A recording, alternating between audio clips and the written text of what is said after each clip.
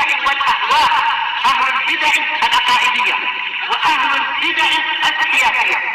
نقول بيننا وبينكم السلف، بيننا وبينكم الكتب، كان فيقول البدع بيننا وبينكم. الحمد لله رب العالمين، والصلاة والسلام على رسوله الأمين وعلى آله وأصحابه ومن تبعهم بإحسان إلى يوم الدين. أما بعد. Ikhwanil kiram rahimani wa rahimakumullah. Kita masih pada pembahasan tentang iman terhadap kitab-kitab Allah Subhanahu wa taala. Yang dari semua kitab-kitab yang Allah turunkan, mana yang paling utama? Indaka Mujahid.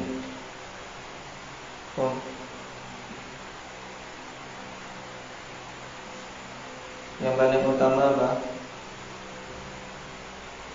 Yang keras, itu cuma gerakan mulut saja. Sampai sana dengar. Dengar dulu.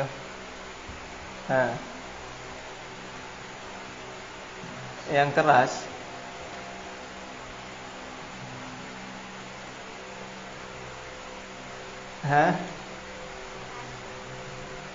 dengar sana. Dengar Mbak. Nah, sampai Mbak Rinda dengar. Belajar lantang.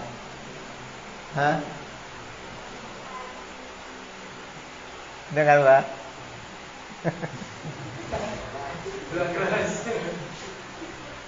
Kalah sama sebelah Rinda suaranya. Nah, Al-Quran. Dalilnya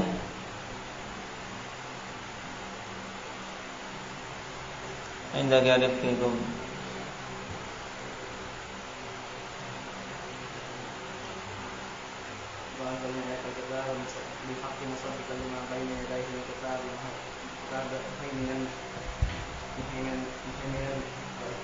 Wa muhaiminan alaih.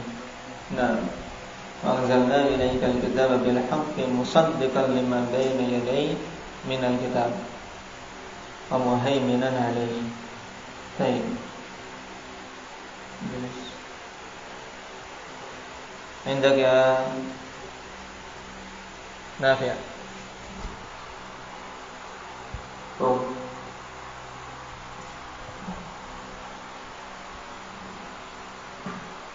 Apa yang kamu yakini tentang Al-Quran?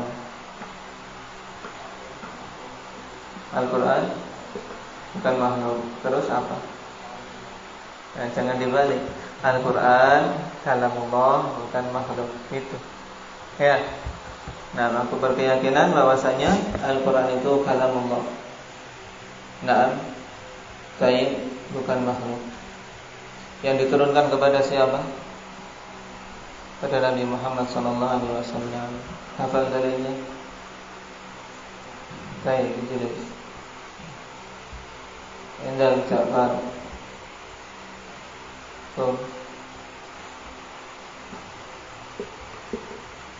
Apa dalilnya?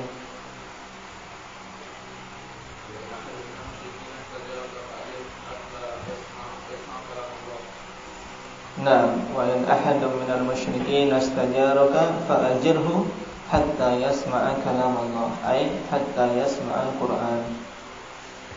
Nah, jadi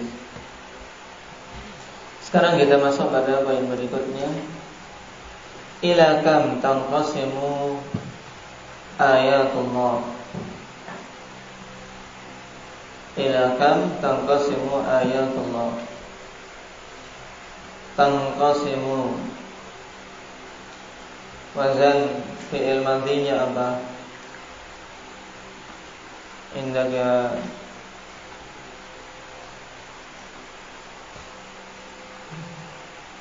Ridwan. Yang qasama, yang qasimu maknanya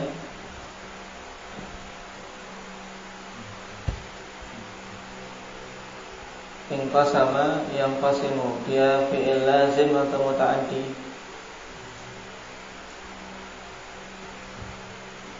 fi'il lazim. Nah, dan wazan imfa'ala. Nah, fi'il-fi'il yang dibuat dengan wazan itu menjadi lazim di antaranya. Di antara fungsi wazan ini, nah, mana fi'il yang masuk wazan tersebut lazim, tidak membutuhkan maf'ul. Berarti makna inqasama yang qasimu ila kam tanqasimu ayatullah. Maknanya bagaimana?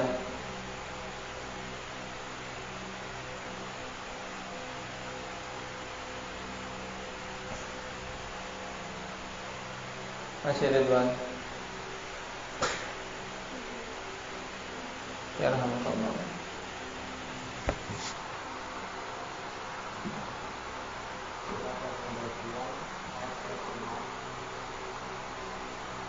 Nah, dari sisi maksud, nah, cuman gunakan fi'il. Kalau pembagian kan isim.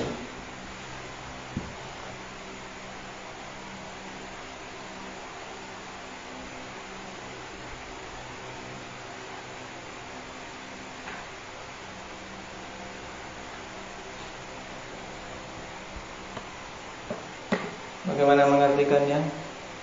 Umair.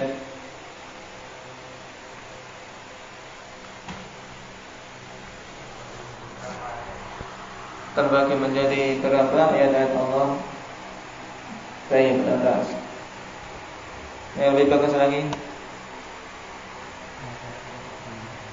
ayat-ayat Allah terbagi menjadi berapa? Nah, mana yang lebih bagus? Oke.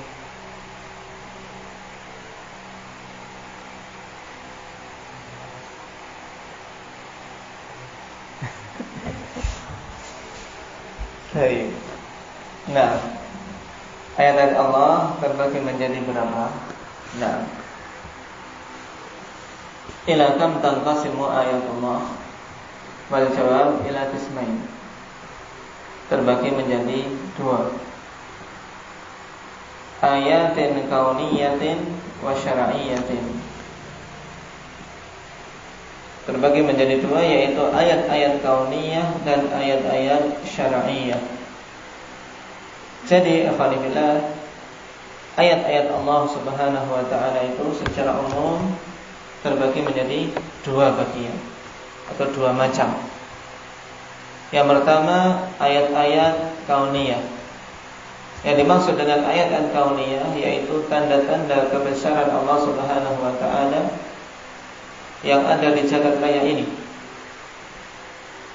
Dan seperti matahari, rembulan, bintang-bintang, nah, lautan, itu semuanya menunjukkan tentang kebesaran Allah Subhanahu wa ta'ala. Itu disebut ayat. Tapi ayat apa? Ayat kauniyah. Sedangkan ayat-ayat syar'iyah yaitu ayat-ayat yang berupa kalam Allah. Nah, ayat-ayat yang kita baca di dalam Al-Quran, juga ayat-ayat yang Allah Subhanahu wa ta'ala turunkan pada kitab-kitab sebelumnya, namanya ayat-ayat syar'iyah. Nah, pada poin ke 175 dan 176 akan disebutkan contoh dari ayat-ayat syar'iyah maupun kauniyah. Kita baca, "Udhkur ba'da ayatillahi syar'iyyah." Sebutkan sebagian ayat-ayat Allah Subhanahu wa ta'ala yang syar'iyah. Wal jawab mithaluha ayatul Qur'anil lati naqra'uha. Contohnya adalah ayat-ayat Al-Qur'an yang kita membacanya. Nah, baik. Ayat-ayat Al-Qur'an semuanya ayat-ayat syar'iyah.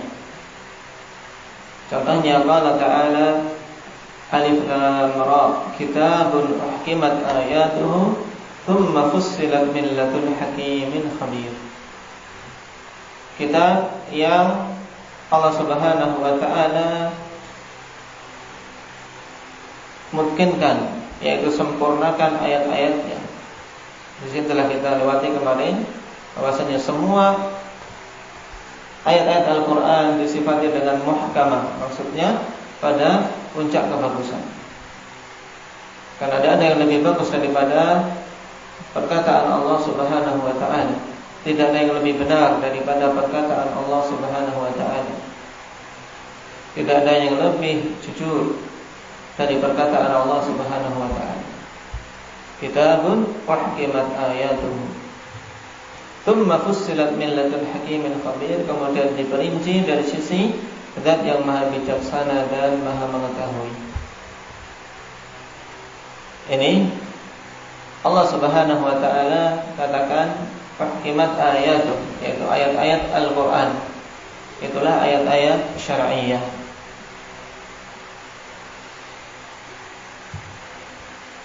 Pertanyaan berikutnya, uzkur ba'da ayatillahil kauniyah. Sebutkan sebagian ayat-ayat Allah Subhanahu wa ta'ala yang kauniyah.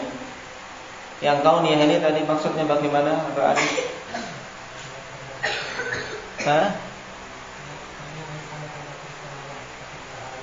Nah, ayat-ayat yang berupa tanda-tanda kebesaran Allah di jagat raya ini. Nah, Pak jawab contohnya di antara ayat-ayat kauniyah adalah asy-syamsu wal qamaru. Apa makna syamsu? Nabil, matahari, al-qamaru, bulan, an-nujumu, bintang, al-lailu.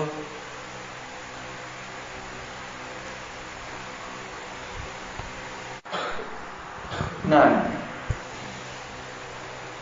wal-lailu wan-nahar, malam dan siang, wal-jibalu wasyajar, gunung-gunung dan pepohonan, wad-dawab ila akhirih. Nah, dan binatang-binatang dan seterusnya dari makhluk-makhluk ciptaan Allah Subhanahu wa ta'ala. Dan yang padanya ayat-ayat menunjukkan tentang kebesaran Zat yang Maha Pencipta, bahkan pada diri kita sendiri. Wa fi anfusikum afala taqilun. Pada diri kalian afala tubsirun. Pada diri kalian sendiri ada tanda-tanda kebesaran Allah. Bagaimana darah ini alhamdulillah bisa mengalir terus melalui alirannya yang begitu teratur. Kapan saja salah satu organ ada sakit, maka akan terganggu semuanya. Subhanallah. Nah, kemudian denyut jantung yang kita tidak bisa mengaturnya. Allah yang mengaturnya. Coba kalian hentikan denyut jantung kalian. Nah, Allah Subhanahu wa ta'ala mengatur. Tidak bisa kita misalnya lagi ketakutan kemudian pengen ditenang-tenangkan, tetap saja cepat. Ya tidak. Nah, ayat-ayat yang menunjukkan kebesaran Allah. Wa dalilu qauluhu ta'ala wa min ayatihi al-lailu wan-naharu wasyamsu wal-qamar. Di antara ayat-ayatnya, ayat-ayat apa maksudnya ini? Hanafi, ayat kauniyah, yaitu malam, al-lailu wan-naharu wasyamsu wal-qamar, malam siang, matahari dan rembulan. La tasjudu lisyamsi wala lil-qamar. Jangan kalian sujud kepada matahari dan rembulan, karena mereka hanyalah ayat-ayat yang menunjukkan kebesaran Zat yang Maha Pencipta.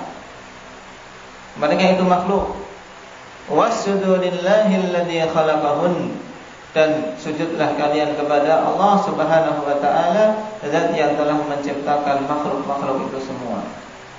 In kuntum iyyahu ta'budun. Apabila kalian itu hanya ingin menyembah kepadanya, ingin menyembah, ingin beribadah, ya hendaknya sujud kepada Allah Subhanahu wa ta'ala semata.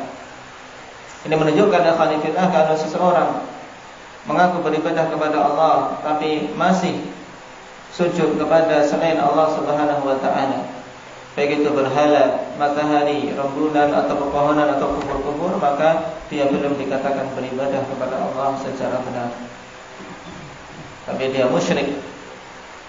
Nah, karena hakikat syirik yaitu menyekutukan Allah Subhanahu wa ta'ala dalam peribadatan. Wa qauluhu ta'ala, dan dalil yang lain Wa min ayatihi khalaqus samawati wal ardi wa ma batha fihima min dabbah.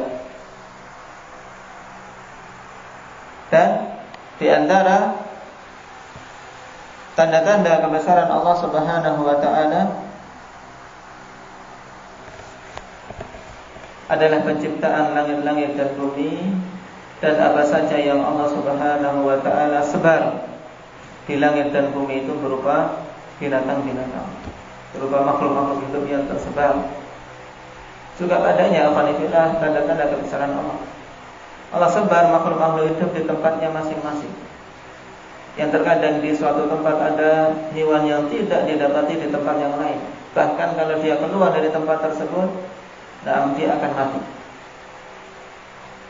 Baik. Ketika kemarin safar ke Sulawesi, alhamdulillah, ketika sampai di danau Matano atau apa saya lupa, yang katanya danau terdalam di Asia Tenggara. Masya Allah, ikan-ikan itu bagus sekali warna-warni. Cuman kata Ustaz Fadli, ini ikan kalau kita ambil dibawa keluar itu tidak hidup. Kalau nggak di danau itu, nggak di air itu, dia tidak hidup. Ayat-ayat Allah ini bagus-bagus sekali. Kayak warna-warni. Warna biru, warna kuning, warna, masya Allah. Tapi tadi dia hanya khusus hidup di situ. Itu juga ayat-ayat Allah. Padahal sama-sama airnya. Sama-sama air, tapi ketika berpindah tempat, dia sudah tidak mampu lagi. Juga binatang-binatang yang lain. Wa huwa 'ala jam'ihim idza yasha'u qadir. Dan Allah Subhanahu wa taala apabila menghendaki untuk mengumpulkan mereka semua, maka Allah mampu. Tapi Allah Subhanahu wa taala sebar. Makhluk hidup di sana, yang ada di kutub, yang ada di khatulistiwa, yang ada di bagian timur, ada di bagian barat. Allah Subhanahu wa taala sebar. Dan Allah tahu mana yang bermaslahat bagi makhluk-makhluk tersebut sesuai dengan keadaannya, sehingga Allah lengkapi mereka-mereka dengan apa? Dengan perlengkapan untuk bisa hidup di tempat-tempat tadi. Hewan-hewan yang hidup di daerah dingin, Allah Subhanahu wa taala lengkapi dengan apa? Dengan hal yang bisa mereka nyaman dengannya.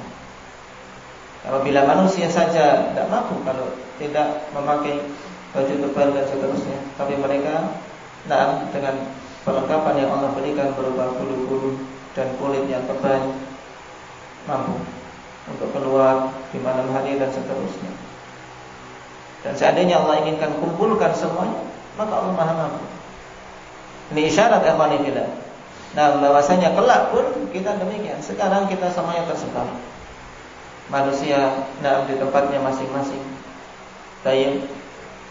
Dan kelak Allah Subhanahu wa taala kumpulkan di padang mahsyar. Ini sebagian dari ayat-ayat kauniyah yang kita diperintahkan untuk tafakkur, untuk memikirkannya. Untuk memikirkannya, kemudian mengambil pelajaran darinya tentang apa? Besarnya dan agungnya, serta begitu bijaksananya Allah Subhanahu wa taala dalam apa? Menciptakan makhluk-makhluk yang ada di muka bumi ini. Barakallahu fiikum, nasallallahu at-taufiq was-sadad. Walhamdulillahirabbil alamin.